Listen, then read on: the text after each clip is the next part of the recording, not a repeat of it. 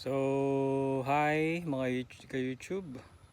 So, ito yung mga wildflowers na pinulot ko dati nung nasa bundok ako, which is doon sa bundok na yon. So, maraming bulaklak doon. So, ito na siya ngayon.